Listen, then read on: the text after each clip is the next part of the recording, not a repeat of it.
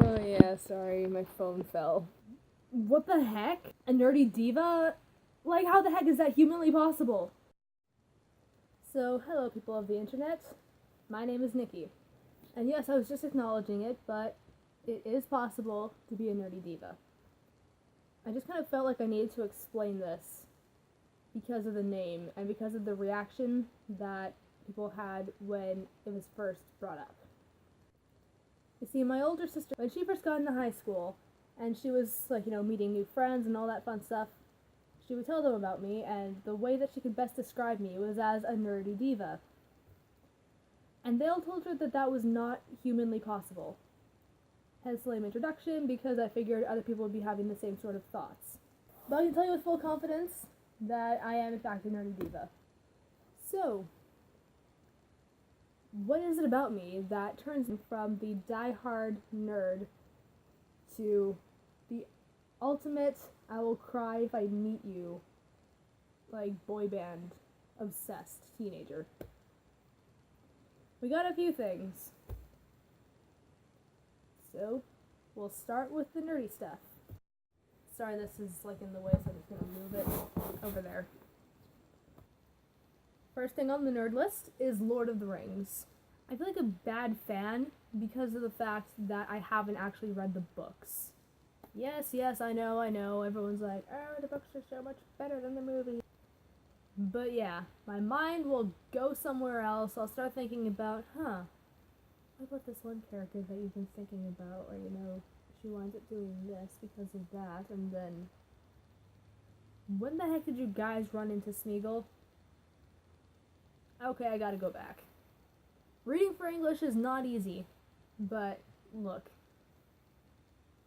I have the first Lord of the Rings book, because I was trying to start reading, and it was just like, one that was there at a used bookstore that we went to a while ago. Bought me The Hobbit for Christmas, which, look how far into it I've gotten. I own a chain with the ring on it, and I wear that to school. I have the Evenstar neck. I have a woolen cloak that I wear around school.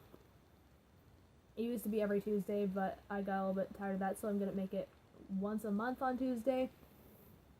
Because some weird guy in my grade was saying, hey, grade 12s, let's all try and make Toga Tuesday a thing. And I was just like, I can do better than that. And so I tried to make Tolkien Tuesday a thing.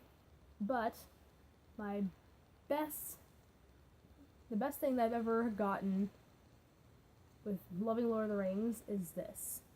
I got an autographed picture of me with Sean Astin. Yes, it was like the coolest thing that ever happened to me. Sam is like my favorite Hobbit. Sean is in a lot of Christian movies that I love. And yeah, after that picture was taken and I stepped out, I had to like relieve cry for about 2 minutes because I was like, holy crap. I met this guy. Like, this is the first celebrity that I had ever met in my entire life.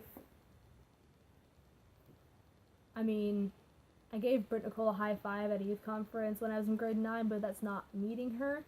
With Sean, it was like, I gave him a hug. I said, hey, I love your movies. I tried to say an Elvish sentence to him, which is like the most horrifically grammatically incorrect thing I think has ever been spoken by a nerd trying to learn Elvish. But I just gotten the book like a couple weeks before the fan expo, so I didn't really have much of a chance to like read all the rules. It was just kind of like, okay, get the sentence together and memorize it. Nana mano mente elvo Sean Astin. Yeah, that's it. But yeah, I didn't get to say that to him the first time that I was in there, so I convinced my dad to get me the autograph, which, I actually got to say the sentence to him, which was kind of funny because he said that it sounded like a witch's brew, which made me laugh. But the coolest thing, though, is that the guy was just like standing at the front of the line, keeping things in order, asked if I wanted the autograph personalized, and so he wrote my name down.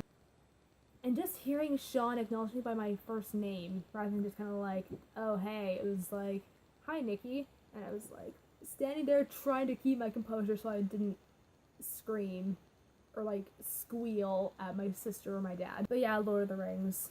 Also, when I mentioned that Sean Astin was my favorite Hobbit, he is also tied for my favorite character in Lord of the Rings entirely with Legolas. Sam because, like, you know, he is like a sweetheart and like honest and all that stuff. But I mean, let's get real. Legolas, Orlando Bloom. It's not that hard to see why.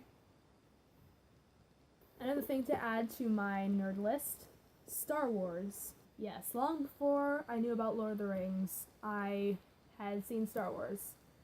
Out of the sheer fact that my dad and my sister were bugging me about it, and I said, fine, I will do it to get you to shut up. Now this is going to send a bunch of Star Wars fans up the wall and think that I am a psychopath, but I don't mind the prequels. Hear me out on this one. Or when I agreed to watch them finally. My dad made me watch them in chronological order, not in the sequence in which they were made. So I was just kind of like, okay, whatever. Okay, Anakin's a cute kid. Oh dear, Qui-Gon died. You may have a decent looking face, but you are such an idiot. Well, Darth Vader, cool. And then along came episode 4. That one got a little better. Episode 5 is where it like really got to me, where I was like, whoa, this is actually really cool. And we had enough time to watch the last movie at the time that night. And so my dad asked me and my sister if we wanted to. And I was the first one to say yes, and they were just like, oh, we converted you, you like Star Wars now. And it was because of the fact that I thought Luke was brave that episode 6 made me develop a crush on Luke Skywalker. Wow, Luke is so brave, you know, he sacrificed himself to save his friends, he's so brave. Also, my defense for enjoying the prequels, I was 12, and being a relatively sheltered kid, yeah, I was like VeggieTales. It was before, wow, that still, like, hurts me physically. And, you know, a bunch of kiddie movies, and like Star Wars was probably the first teenager-ish movie that I'd ever seen in my life. So when we went to go and see The Force Awakens, the like classic Star Wars introductory crawl was just like, I cried in that because of the angst, and like, you know, how it was like, this is my first real in theater Star Wars movie. I cried for a solid 2.5 hours because of Han Solo's death. I kid you not, I saw it coming. There I am, just sitting in my seat. Han Solo screams, Ben! He starts to hand over the lightsaber. And I realized, no, he's gonna turn on the lightsaber. Han Solo, what the heck is wrong with you? He is going to turn on the freaking lightsaber, and then you are going to die. So please, just get off the balcony, stop being an idiot, and get out of the way before he kills you! And then I cried for the rest of the movie. And for 2 straight hours, after we got home. Yeah. And then, Carrie Fisher.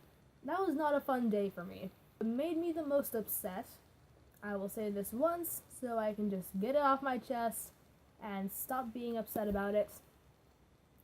She was at a Comic-Con 2 hours away from where I live, and because of the whole, you met Sean Astin earlier this year, you don't need to go see Carrie thing, my parents did not take me.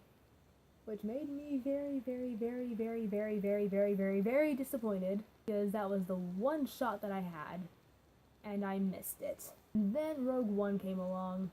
I saw that after Carrie died, so then at the very end, when it's like the whole CGI Princess Leia shows up, I'm just like, you used to be so young and pretty, and now you're dead! And I cried after that. But yeah, nerd stuff. Anyway, let's look at the stuff that makes me a diva. I'm a bit of a drama person. And no, not the kind of person that likes to go around and cause drama between people or any of that crap. I do not like those kind of people.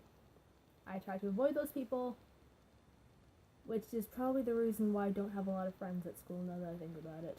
You know, I took drama all throughout high school. I was in musical theater since grade 10. I've done a community play. I would have done more, but, you know, at first it was like, yeah, Shakespeare, I don't know how I can pull that off. That would conflict with musical theater schedule, so I can't. Then I did the one, and it was like, yes. Just yes. I own one of these. I think it's safe to say that if you have a heart pillow that has hands, yeah, you are definitely a diva. If I move this up a little bit, you can see my rows of stuffed animals up there. Music. Yay, guilty pleasures. I say guilty pleasures because the fact that I've like grown more into the nerdy side as I've gotten older, and so I'm just kind of like, what the heck? I don't think I should be liking that, but I do. I don't know. The occasional song from the Disney Channel. I hate it. There's like a couple songs I listen to, like from Camp Rock. That one I don't feel as bad about because I haven't heard that is a terrible quality show, but like High School Musical, I have a lot of songs from the 3 movies, as much as I hate to admit it. One Direction. One Direction is like my go-to when I need to like have an expression for my girly girl feelings. Probably the most guiltiest pleasure I have of all these musicians is Justin Bieber. Most of this is his old stuff though. I mean, like before he went through his bad boy phase. But yeah, guilty pleasures. Also, I tend to get the attitude of a diva.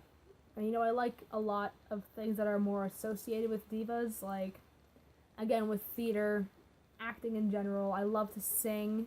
I love to dance. I'm not the best at dancing, but I do enjoy it, and I especially enjoy hip-hop. That is really fun for me. I did hip-hop for a few months, but took lessons for 8 weeks. That seems to be the best way to describe it. If there's some of the things that I can be happy with that like fit both spectrums, it's YouTube. But like, you know, it takes the aspects that I love, like, you know, I could sing on this channel, I could do dances on this channel, but even like beyond that, I love to film things. I love the process that goes into like editing videos. And again, fit on both sides of the spectrum. YouTubers. Blimey Cow. Dan and Phil. Smosh, Thomas Sanders, Ryan Higa, Bobby Burns. Other things that are kind of on both sides. I love to write. Right over there I've got Lego. You know, the Newsboys, Britt Nicole, One Girl Nation, Disney. I draw.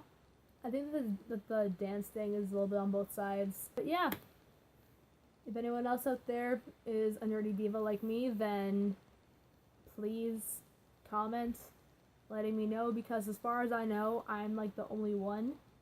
Makes me think of the wonderful thing about Tiggers. The wonderful thing about Nerdy Divas is I'm the only one. But yeah, I don't want to primarily be a vlogging channel, but for now, that's what I can do. Yeah, I hope you enjoyed getting to learn more about me, and again, if you are a Nerdy Diva, bravo. I'm not the only one. I will talk to myself, or my imaginary viewers out there, later. Bye. I don't know why I did that. So yeah, I don't really know how I would describe that, because I'd been doing the hip hop. What am I, a Facebook mom? Yes, I've been doing the hip hop. Oh gosh. What is my life?